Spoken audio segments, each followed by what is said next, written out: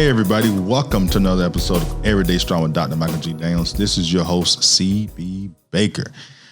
We are back again. Still, COVID still going on, even though people got COVID fatigue. I think even COVID got fatigue. But good news is that the CDC has terminated the recommendation of if you're traveling, you got to be on the 14-day quarantine, even though I don't think anybody followed that guidance. But with the CDC getting rid of that, basically kind of tells you we may be, maybe getting beyond the thick of things. We're coming out of the woods a little bit. We're still in the woods, but now I can see, a field ahead. Mm-hmm. Hopefully we get there before the flu season starts, because I can't imagine going through this with the flu season, and then you like, do I have the flu? Or do I have COVID? Do I have COVID? Right. So, that has ramifications all over the place. So, Dr. Daniels, a lot going on in the news. We got the shooting in Wisconsin, mm-hmm. which when I saw it, I shedded a tear. And the reason why I shedded a tear was the way that it happened. Yes.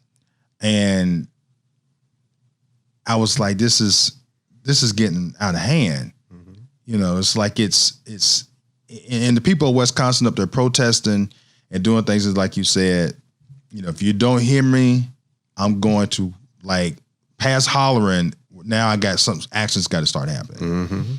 And what can be done individually from the people that say that's not I don't live in Wisconsin. Mm-hmm. But what can I do individually to help people understand that time is up, enough is enough? Yeah. Well, I think that, when you think about the issue that happened in Wisconsin, like you said, it's horrific. You got a young man who is called because there's a domestic quarrel that he's not involved in, but he's called because he wants to protect his own family, his children. And so he makes sure his children are safe, and he's trying to quell the situation. The police show up, and they do what police often do, which is assume that if you're a black man, that you're part of the problem rather than being part of the solution. Right. And so reportedly, they tased him. I say reportedly because the video doesn't show that, but exactly. But they tased him, and if they did, they didn't know what they were doing, because that means they must have missed him. But anyway, as you know, they follow him around to his car, and within seconds of him opening the door, they shoot him in the back, right? And now he's paralyzed. His kids are in the car, and he's paralyzed. And we get the same old statements all the time. I fear for my safety, and that's why I had to shoot him 7 times in the back. Right. 2 officers, and you couldn't just tackle the man. Right. Or 2 of you couldn't use your stun guns on the man, right. or you couldn't use your nightstick, which was what we used to do, as opposed to pulling guns out all the time. Right. So, but we have to. I get the marching. I think we should march. I think we should protest peacefully, but we have to change the world that we live in. I say that to say it this way. Black men are being targeted, it seems, all the time. We're looked at in a negative light. We always presume guilty until proven innocent, kind of thing. And we complain about that. We're marching and all those kind of things. We have more non-black folk marching than we have black folk marching. Mm-hmm. The world has now looked at what's happening to us and said it's not fair. People are marching all overseas in other countries, and people who you would never think that would say Black Lives Matter are now saying Black Lives Matter. Right. If you watch the basketball playoffs, right, you got signs on the floor, Black Lives Matter. The white players even have on some of their jerseys, Black Lives Matter. Right. The world seems to have a new consciousness. However, the question is, do black men think Black Lives Matter in a way that will change, right? And I'm saying it to say this. Look at the percentage of black men that vote, right? Right. So to not vote is the indication that you yourself must not think you matter. Because here's what I hear young black guys saying: why should I vote? One vote doesn't matter. So if you're saying one vote doesn't matter, you just said your black life didn't matter, right? Because if you thought you mattered, you would vote. If all the black men vote, if all the young gangbangers who haven't yet been convicted of a federal crime, if all those people would vote, it would change the inner cities. It would change the dynamics. It would change our financial situations. It would change all that kind of stuff. So the reasons why people say that they are doing things, we would be able to change them because we would have people in office that understand our pain and understand what we are going through. There's no reason why we cannot put people in office that understand us, especially when we're in places where we are the majority or where we are have allies, enough allies to make us, the majority. Yeah. So basically what you're saying, we need to start showing up to these council meetings. You're at home chilling and you passing by C-SPAN and there's some guy up there with a dry voice. He's actually talking about something that could impact you, but we blow right on past it. We don't go to our council meetings. We don't go to even civic league meetings to get to know people. Like, can you imagine what would happen if you had gangbangers that show up at the council meetings? And then, like, when it's time for to hear comments from the audience, like, you stand up and you say something. Little Ray stood up, and said something. Right. Here's what's ironic about us, right? Now let's look at things in a real way. Let's take one little thing. Let's take marijuana, for example. Okay. Now, here's what we know: that young people and old people smoke marijuana. Right. They smoke pot. Okay. Here's what we also know: that more people are okay with smoking pot than are not okay with smoking pot. That's correct. The question then is, why is it still illegal? Right. It doesn't make sense. No, it does not make sense at all. So if everybody voted, if all those young gangbangers voted, then they could smoke a blunt in public, right, and not get locked up. They could carry the ounce in their car, and that would not be justification for a search because you had, because they smelled marijuana. Right. I'm not an advocate of it, but I'm just saying that's the reality of it, right? So it's like what you're saying is that if Black Lives Matter, then we don't act like Black Lives Matter individually, because we aren't at the city council meetings telling and voicing and yelling and screaming. We are reactionary, and we're not progressive. For example, in the city of Virginia Beach, they are now looking to hire a new chief of police. Right? Well, shouldn't Black folk be at every city council meeting up until the time they make that hire, voicing their dismay over any problems they felt there were in that city as far as policing? Shouldn't they be out, at every city council meeting saying, hey, this is the type of person we want you to hire, a person that understands, true community policing, those kind of things? What will happen is we will wait till after they hire somebody, and after something happens, after someone gets shot, and then we will complain. But if we truly matter individually, everybody must stand up and say we matter, not just by burning a building, but by changing the system. And that's how you change the system. So do we have to wait 40 years like the Israelites before we can get there? We've already waited more than 40. Memory serves me correct. The first slaves hit this country in the 1600s. Yeah. And it's now 2000. So we waited more than 40 years. But you understand where I'm coming from. I get you. No, it could be done. Here's the irony of it. It could be done in one voting cycle. One voting cycle would make the difference. You see, blacks traditionally show up at national elections. Yeah. because our presumption is that's what's most important, but it is not. All politics really are local as far as how they truly affect you. So what we should be doing is, for example, the person that impacts the criminal justice system the most as far as unequal treatment is the whoever you elect as your prosecuting attorney and your state attorney general. Those are the two people that determine, how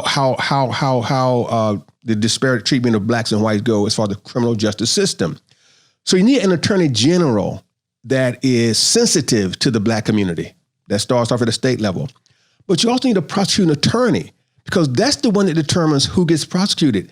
See, we blame the police, but it's not the police that prosecutes you. Right. It's the prosecuting attorney that decides, yes, I'm going to take this, case. Yes, I'm going to prosecute this case, right? And yes, I'm going to ask for the maximum penalty, as far as the sentencing goes. Right. So if you get people that understand your community and that are sensitive to the community, then that means they will prosecute the white boy who has cocaine, just like they'll prosecute the black boy that has cocaine, and they will ask for the same penalty. Right. So and those are elected officials. So you have to vote people in those positions that are sensitive to your communities.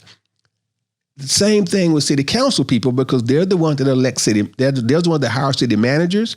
The city managers are the ones that hire chief of police. And so the way that the city is organized and managed is based on the city manager's office. That's what we need to do. If we do that, that's one election cycle that will change the city overnight. Right. And you get a whole new dynamic. Well, just like, where money goes is a product of who's in city council. Mm-hmm. And that will determine whether you put money for after school programs, social programs, what have you. That's one cycle, one voting cycle. 2 years, and we could change every city in the country. Let me ask you a question. Do we have an age issue when it comes to the time frame of this happening? Because even though you're able to vote at 18, mm-hmm. Now most people at 18 years old ain't thinking about what you just talked about. You might be 30 by the time you start thinking about that stuff on that level, mm-hmm. and maybe even farther than that. Mm-hmm. Is those 10, 12 years the issue? By the time you get old enough to realize I got to go do this stuff, it's now past, like it's not affecting me as much anymore. You follow what I'm saying? No, I get you. Well, I don't think it's an age issue. I think it's an education issue. And here's why I say education issue. I voted first when I was 18 years old, and I haven't missed a vote since then at age 18. But that was an education issue. That was because I grew up doing that movement where, red, black, and green was, right. With the Panther Party and this kind of thing. So because of that, you couldn't wait to go down there and vote and let your voice be heard. Now, my children registered to vote when they were 18 because I educated them to that point. Right. Now, do they always know all the issues? No. And oftentimes what they would say when they were in their, teens and early 20s, Dad, who you voting for? Right. And that was how they would vote.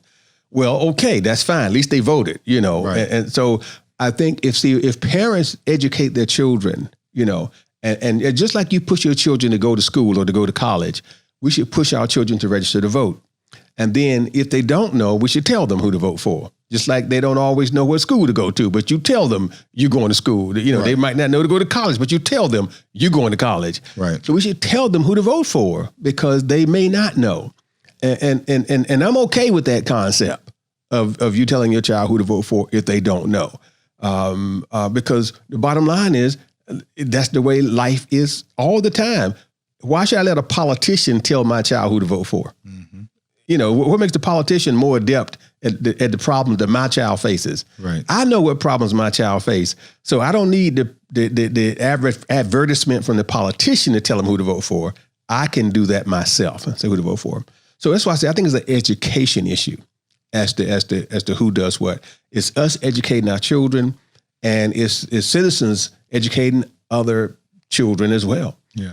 Yeah, and it's also too a marketing issue because once the election's over with, you don't see them politicians halfway anymore, unless you was to go to a council meeting or some issue was to come up. I know Bobby Scott does a great job of letting people know that he's coming in the area, and he'll let people know it's like I'm gonna be over here. But a lot of times you don't get that from a lot of other politicians. Like once the election's over with, you don't see them again for another 2 years. And that's very true. I can tell you, there's only been a couple that I can say recently. Elaine Loria is one who is always out and about all the time. She's out and about every time I turn around, and she's somewhere doing something. And at a local level, I will say that Nancy Guy is out all the time making things happen. She's another state delegate that in the area that we have. But you're right. The congressperson in my area, I rarely, if ever, hear of him being back doing town hall meetings. Now, did I vote for him? Yes. Okay. But, I stay in touch with him. He doesn't stay in touch with me. Gotcha. Kind of deal. But I don't blame him. Now, I don't blame him because you know what? They are busy people. And so therefore, I don't think that while I think they should, I don't expect them to call me and email me, Right. Even though some do, I don't expect everybody to do that. I don't expect anybody to take my life as seriously as I take my life. Yeah, there you go. So you don't have to stay in touch with me. I'm going to stay in touch with you because you're determining my livelihood. You're determining the quality of my life.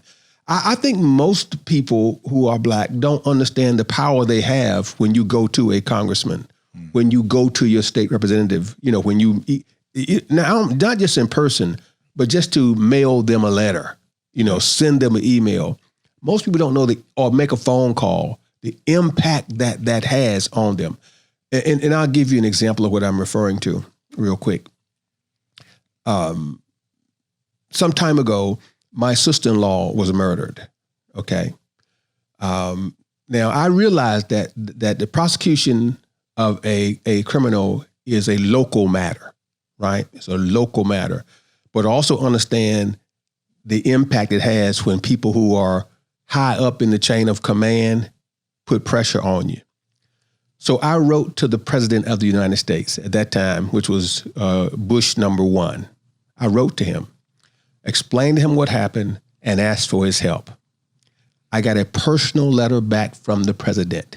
Wow. A personal letter to just remind. First, he expressed his, his concern, so forth and so on.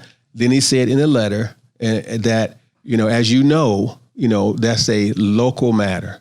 However, please understand, I'm going to stay on top of this, and I'm going to make sure that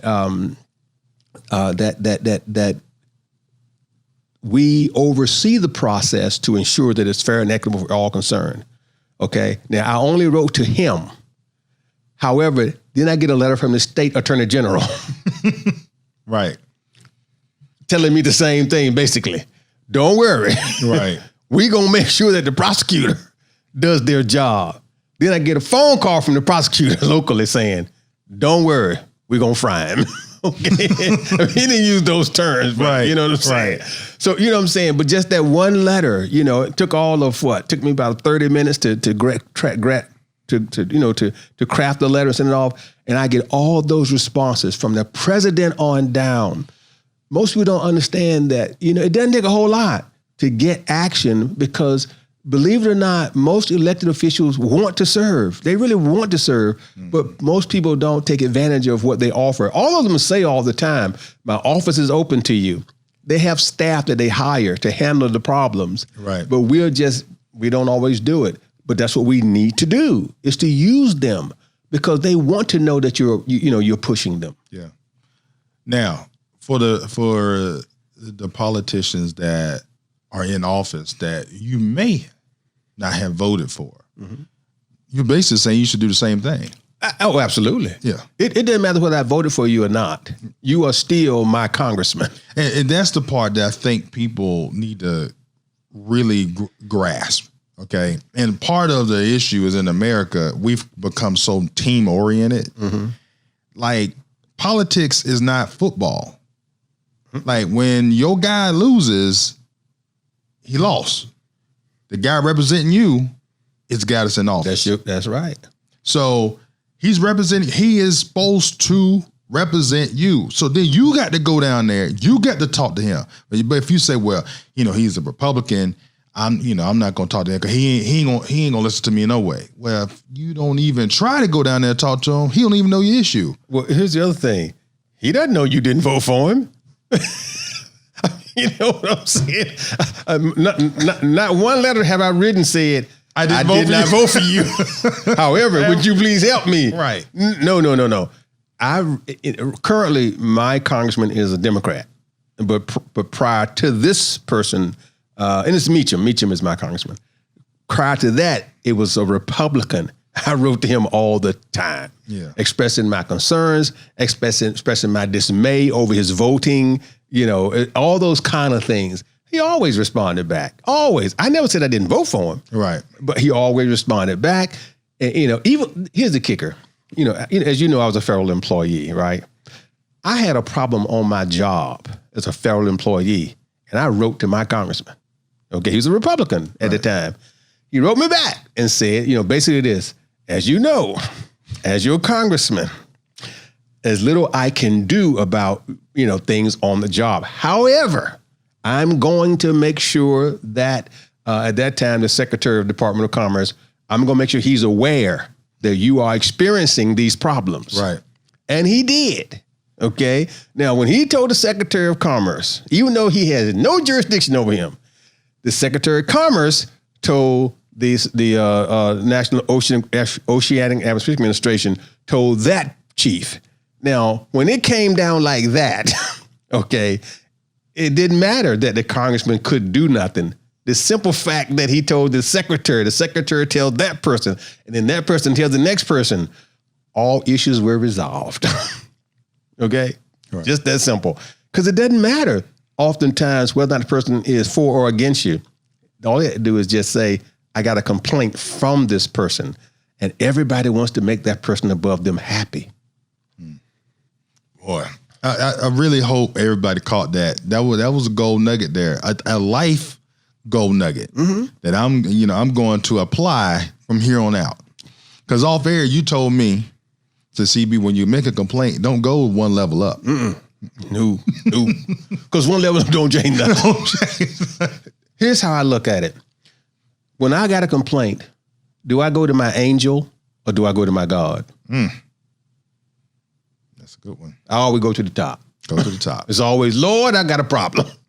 Lord, fix it. Right. Okay. I ain't got time to deal with the peons. I'm going straight to the top. Jesus, I got a problem. I know my guardian angels look at me sometimes and Lord, he just won't act right. That's right. But I'm going to the top hallway. I don't know what's wrong with your angels, Lord, but something ain't right. Okay. Can you talk to him? Okay. I'm not going to the archangel. I'm going straight to the top.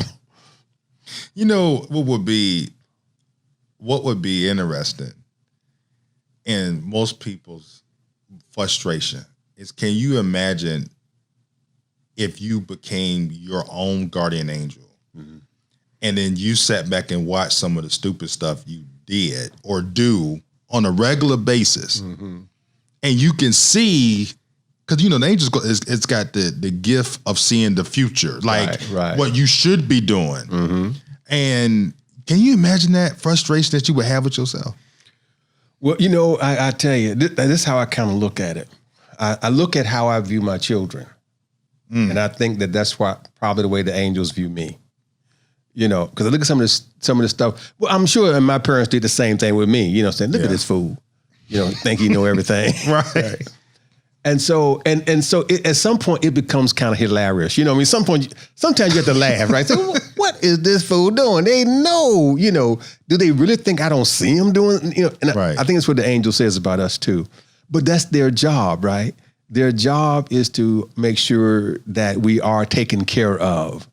And so just like we laugh at our kids, that's how I think. We laugh at our kids, we get angry with our kids, but our job is take care of our kids. Right. So sometimes you're going to let them stumble so they can learn. But then sometimes you say to yourself, well, if they stumble on this one, it's going to be too great. Yeah. So I got to stop them from doing this. But so I think the angels do the same thing to us, you know. And so, I mean, that's kind of how I look at it. But I agree with you. It's got to be funny. Yeah. So let's segue over to Liberty University, where Speaking of angels, huh? Right. Or needing an angel. Look like the guardian angel fell asleep at the wheel. Like, now, with everything going on in America, I'm sitting, you know, I get a notification from USA Today on my phone. It says the Liberty University president has resigned. Okay. 2 hours later, I get another alert. He rescinded his resignation. I'm like, what is going on? Mm-hmm. So apparently, he's involved in a sex scandal where this is Jerry. This is Junior, right? Right. Jerry Falwell's son. Right. So apparently, he knows of his wife having an affair, and he knows of it. Not only does he know of it, he allows it. I'll say he accepts it. Okay. We'll go with accept. Yeah. All right. Now, the reason why I say accepts, because allow means, you know, I'm a party to it. You can't allow a person to do anything. They, you know, it ain't like that. You can't control them. Right, you know what I'm saying? Gotcha. Yeah. So this goes on, and it causes him to resign from his position at Liberty University. Now, Pastor Daniels, it's news. I can honestly say I really don't care either way. But I'm like, why? Ain't like he was on the job. That wasn't nothing that he did on the job. You know, he's running a good university. We've seen the university blossom over the years. You know, everything's going good. And because of this? I agree with you. I think it's well, let me say it this way. I understand his trying to protect the character of the university, and I applaud him for that. I understand that there are people that thought he should resign because their thought process is, you know, and the Bible says that, you know, a man that a religious leader, a pastor that cannot rule his own household well, cannot rule the household of God. But this is not necessarily the household of God. This is a university, okay? But I get the parallel. Some people would say, how can you rule this if you can't rule your own household? Well, I would say this. There's no man that can truly rule his whole household. There's not a one of us that can make our children do anything or make our spouses do anything. In fact, it is the law of love that we employ that say we're going to love you enough so that you will want to do the right thing by us. You know, not that you have to do the right thing by us. So his wife having an affair to me has nothing to do with his ability to manage that school. Right. Now, maybe he was spending too much time at the school, and so she could say, well, you won't spend enough time with me, because I don't buy that either, although I know that's what people will say, because what I have found is that women tend to justify a woman having an affair and tear a man down if he having an affair, you know. So I don't think that's justifiable either. I'm saying to him, not that he's listening, but if he is listening, man, go on back to work. Stop this foolishness. Don't resign. Go to work. As you have said, the university is doing fine under his leadership. Right. Even though I don't like his politics, the university is doing well under his leadership. So go back to work. Tell your wife, listen, if you're going to have to stay with this young man, then he going to have to start paying some bills. You know, so if you want to stay with him, you got to move in with him. Okay, you can't stay in this house on the campus. You can't stay at the chancellor's residence, right, and be giving all the goodies away to the pool boy. Y'all got to move in together. Go down the Red Roof Inn and stay down there. Okay. This whole thing is just, I mean, for the listeners that's listening and watching, if you go down 460 and you see Liberty University now, it's like 2 to 3 times bigger than what it was 10 years ago. He's done a phenomenal job. You can't, you just got to say he's done a great job as being the chancellor. Yeah. The basketball arena got built, football stadium got built, football program. Who was that they beat? I forgot. It was a big school. Basketball program is no. I'm talking about the football program. I'm saying both. I know because you're a football guy. Both programs are doing well. Yeah. Basketball they go to the dance. Usually go to the dance for the last 5 years. Right. They've been top in their conference. So at football team they beat Norfolk State. Football team doing well. Yeah. So matter of fact, I see Liberty on ESPN more than I see ODU on ESPN. Right. Liberty, yes. That's what doesn't make sense about this whole entire thing. Like, this really seems like something that somebody got news of or got winds of and did not like him and wanted to take him down. Again, I was not in the room when this happened, but I had to ask myself this: how did the wife's affair get public? Yeah. Did she release it, or did the pool boy release it? Was this a blackmail issue? Right. Whatever, kind of deal. Or was she mad at him because she expected him to do something different? So she got mad and told somebody. Now, who knows what happened? But it all just seems kind of crazy to me. Yeah. Let me tell you, and I'll say this proudly and I say it publicly. If my wife were to have an affair with the pool guy, I only have a pool guy, let's say with a neighbor, okay? And for some reason, she said, I'm not going to give him up. My only advice to her would be, well, I hope he got a spare room. Because you got to get out of here. That's all. That's it. Am I going to resign because my wife did something? No. I'm not going to resign because my wife did something. Now I might decide I'm going to leave, but it wouldn't be because of her. Right. It'd be because I'm just deciding, I'm just going to take a break for my own mental health.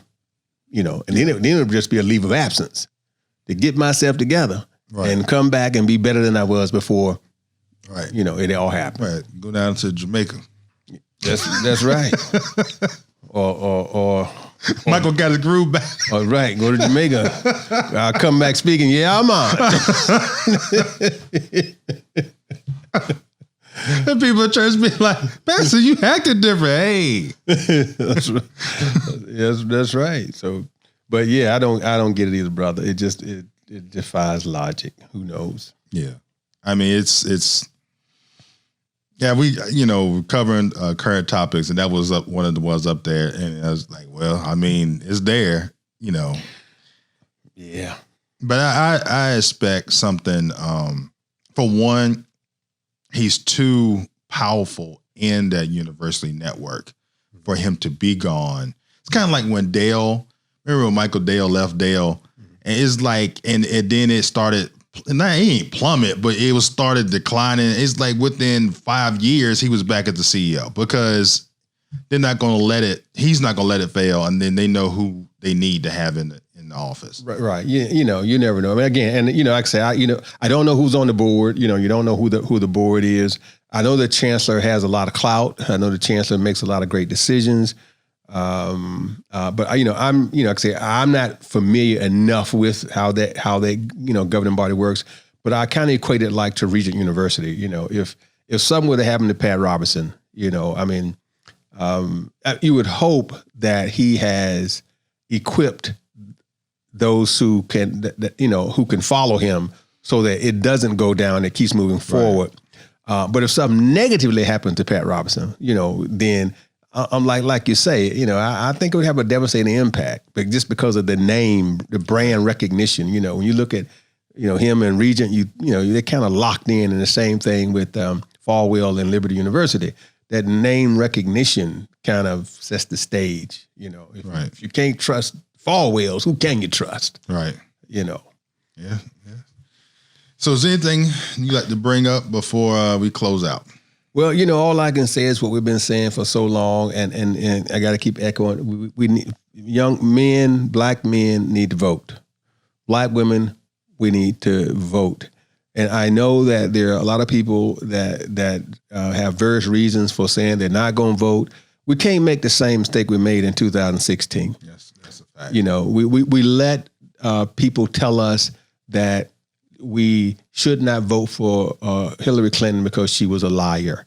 And there are people that believe that foolishness, as if Donald Trump don't lie, okay?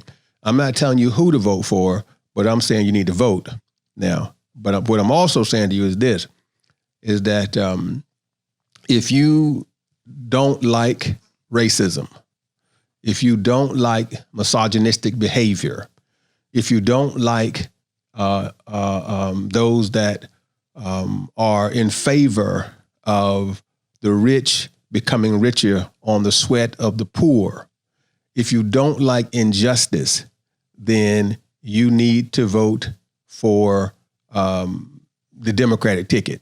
I'm going to tell you that right now, because the president that we currently have is obvious to me that he cares more about himself, his family, than he cares about us. He cares about his own reelection. There's no way we should still be facing this pandemic the way we are.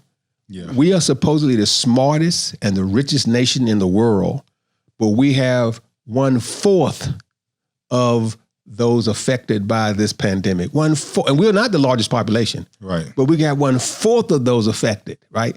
1/5 of the deaths worldwide happened in the United States. That is crazy. Yeah. When all he had to do was follow the advice of the politicians, which was shut the nation down for 2 weeks. Not just shut down a couple of cities or a couple of states, but shut the whole nation down for 2 weeks. And that way it would have been over with. We'd have isolated the problems quickly. The folk that had it it'd have been a done deal, and then put a universal mask, wear your mask. We've been good to go. Yeah.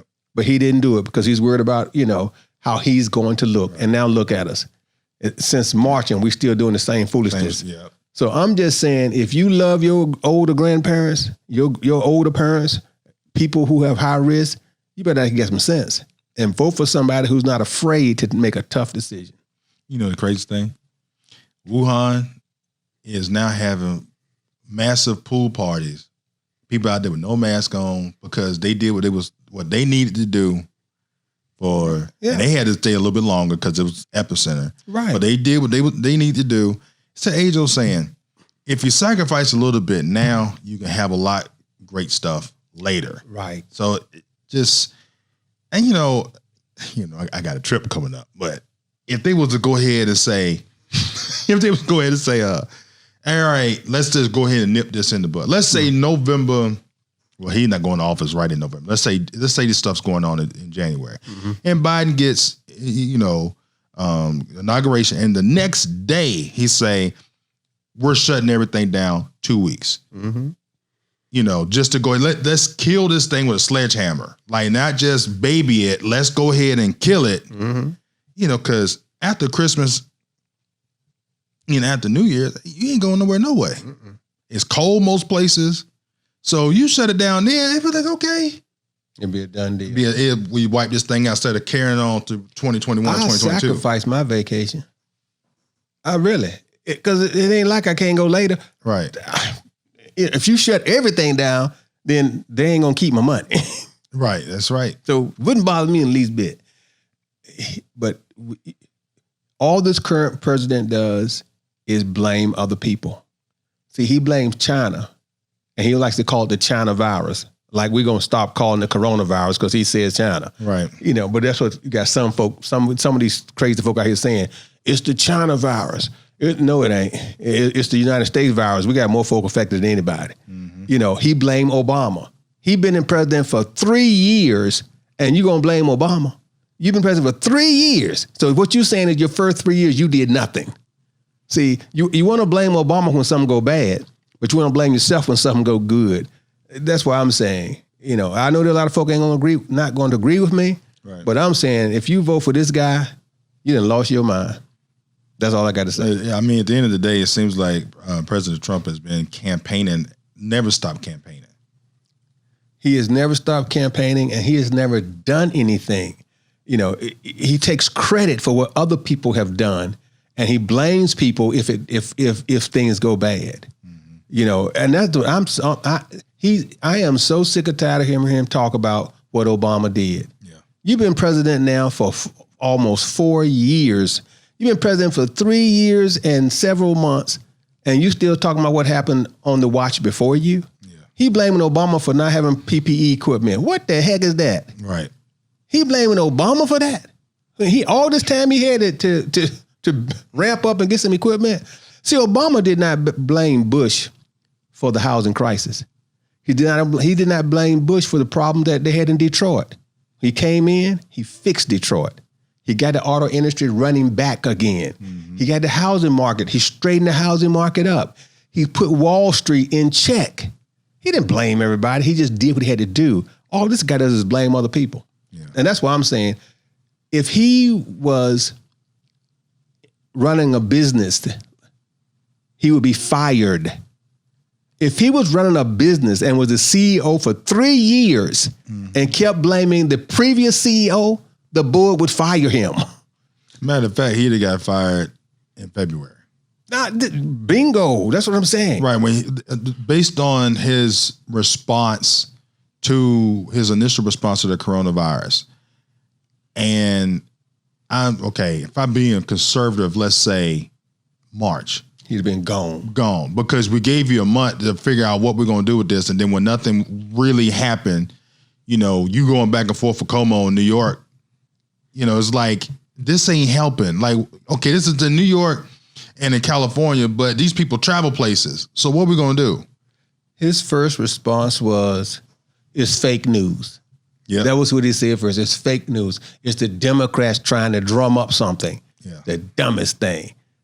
So again, if you got a CEO and he looks at the trend and the trend says that, you know what, people are going to stop buying, this particular, type of product because there's a recall, and your CEO says, let's keep making it anyway. Right. And you start losing billions of dollars, his joker's gone. He's fired. Remember when that happened with Bridgestone? One of them Bridgestone tires, and they knew the tires was defective, and they kept making them anyway. Mm-hmm. That's what I'm saying. He's gone. As a matter of fact, it can become criminal. Yeah. You got a defect in your car, and you keep letting it happen, and people get hurt behind it. You can be criminally prosecuted for that. Right. Right. I'm just saying, if he was in business doing this mess, the board of directors would vote him out. I ain't figured out yet why this board of directors in the Senate won't vote him out. Yeah. Honestly, because the convention's going on right now, I'm actually a little bit shocked that the Republican Party itself, it ain't just stood up and like, you know what? I can't let you just sink this whole entire ship. Mm-hmm. Like, come on.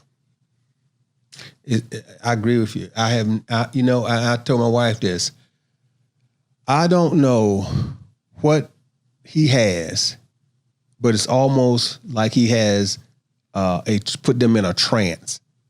Got dirt, like he got dirt on everybody. Like he got dirt on everybody or something, because even with Nixon, it was the Republicans that finally came to Nixon and said, hey, look, bro, you got to go.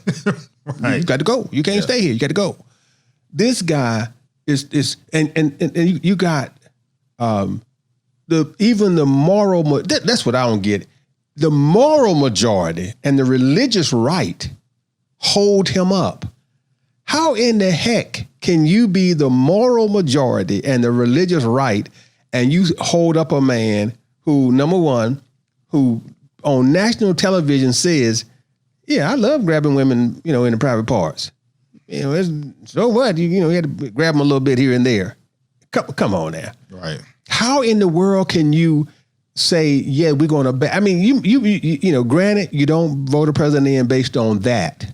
But if you are the religious right, if you are the moral majority, why are you sacrificing your principles and saying, yes, this is a God sin. Now, again, I'm going to go to Farwell right quick, because Farwell said that Junior, that God put Trump in office because God said he's the man for this time.